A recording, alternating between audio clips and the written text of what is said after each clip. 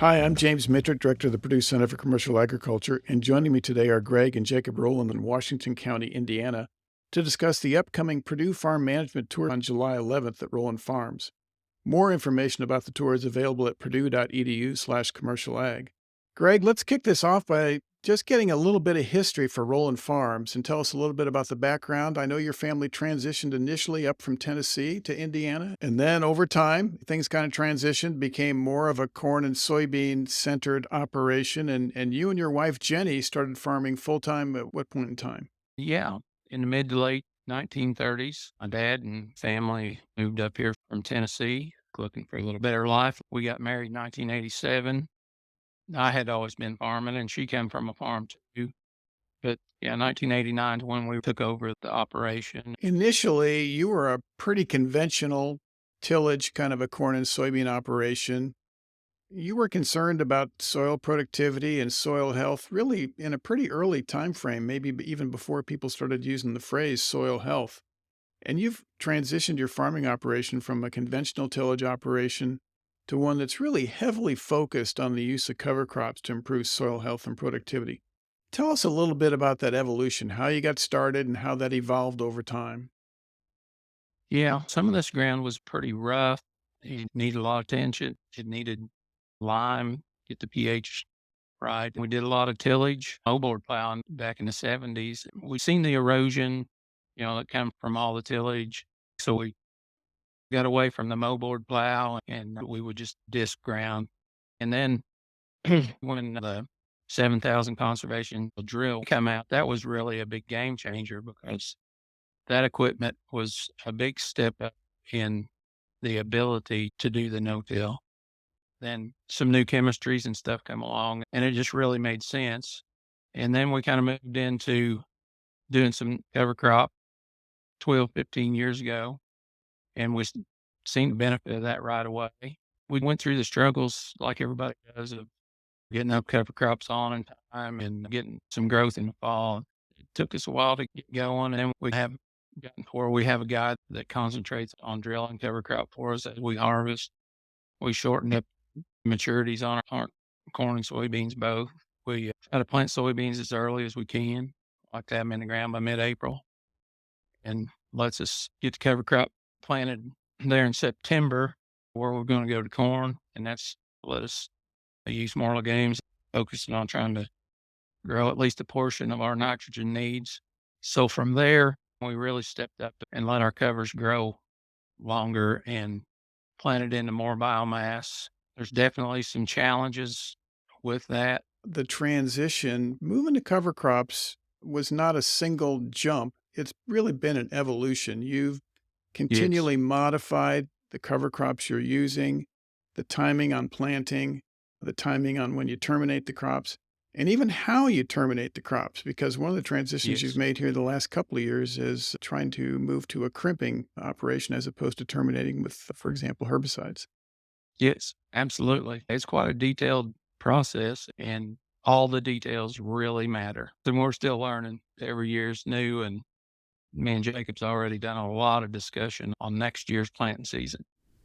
Jacob, you had a desire to join your parents' farming operation full time, but knew the farm wasn't quite large enough to support another family. Tell us a little bit about how expanding Rowland Farms to really accommodate your entry into the farm full time. Sure. So we sat down several times before trying to figure out how I could get back onto the farm. If we should try to get more land, rent more land, buy land. But every time we sat down and looked at it, it never seemed to pencil out. So that's when we started thinking a little bit out of the box about livestock. There came an opportunity with River Farms and this cage free laying operation, and it seemed like it would be a good fit. We penciled out the numbers, and it looked like it would work and it would provide a steady income other than the grain. And we could also use the litter. So that was just an added bonus. That's the direction we decided to go. So you've put in an egg laying operation. Tell us a little bit about the details and the technology, et cetera. Sure. So, yeah, we got a cage free aviary barn. It's a single barn. It's 2 levels and houses right at 100,000 hens. Got an attached processing area where we process approximately 95,000 eggs a day. A cooler attached where semi trucks come and load them out. It's a pretty streamlined operation. It's really neat to see how the eggs flow through. We can usually get the eggs packed 4 or 5 hours. So when I hear those kind of numbers and I start thinking about how do you do that and also grow corn and soybeans, because when you're time to plant corn, it's time to plant corn, time to plant soybeans, etc. How do you manage that?